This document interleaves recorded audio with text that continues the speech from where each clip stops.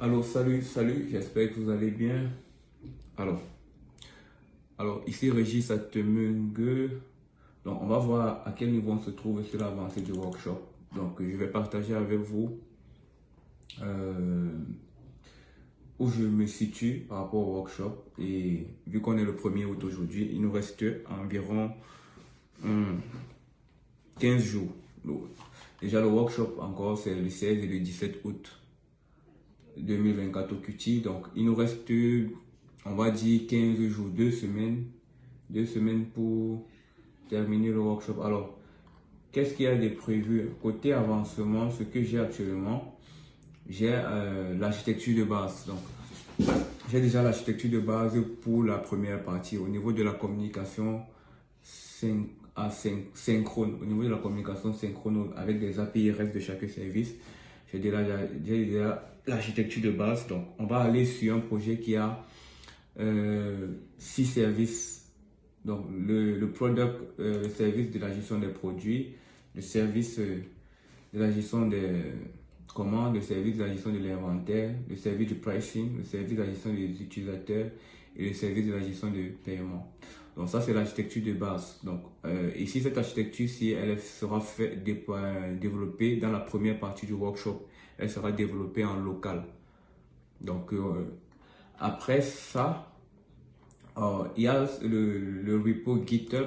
Donc, il y a le repo GitHub. Le repo GitHub qui a aussi été préparé pour pouvoir récupérer le code 1 minute. On attend que le GitHub repository charge. Donc, je vais faire GitHub.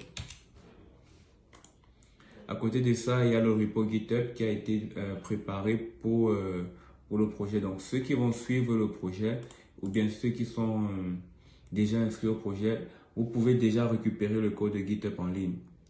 Donc, vous allez regarder le code, vous allez regarder la structure du code pour voir à quoi ça ressemble déjà. Donc, sur le projet GitHub, la communication synchrone a déjà été développée avec les REST pour au moins ces 3 services, ce qui est une bonne avancée sur la partie communication du projet. Après, qu'est-ce que j'ai fait? J'ai vu qu'on est sur un projet, un workshop qui a beaucoup de parties, j'ai demandé de l'aide à des facilitateurs. Donc, on va travailler aussi avec des facilitateurs qui seront présentés pendant la présentation du projet le jour J. Donc, les facilitateurs, ce sont mes étudiants qui sont en niveau 4 et en niveau 4 et en niveau 3. Ouais, niveau 4 à l'université de Ngoakele. Ils ont voulu aussi participer au projet et juste à côté, j'ai préparé quelques tâches pour eux. Donc, ils vont aussi participer au projet. On aimerait avoir une architecture microservice avec des services développés dans des langages de programmation différents. Donc, on va partir sur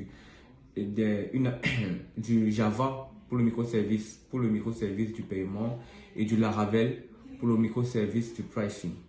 Et mes étudiants aussi, vu qu'ils maîtrisent déjà aussi la dockerisation et l'utilisation de Kubernetes, ils vont participer aussi à la partie advanced du projet qui consiste à utiliser les techniques de déploiement et de scalabilité avec Docker et Kubernetes et à utiliser aussi les outils pour mettre en place du logging et du monitoring avec le ELK Stack, Elasticsearch, Logstash et Kibana. Donc voilà un peu. Pour ce qui est de la suite du projet, moi de mon côté, qu'est-ce que je vais faire? Je vais attaquer maintenant la communication asynchrone. Donc on va passer sur un nouveau schéma avec la communication asynchrone pour mettre en place une architecture pilotée par événement, une event-driven architecture qui sera pilotée par événement et qui va permettre de mettre en place des services qui ne sont pas dépendants des autres.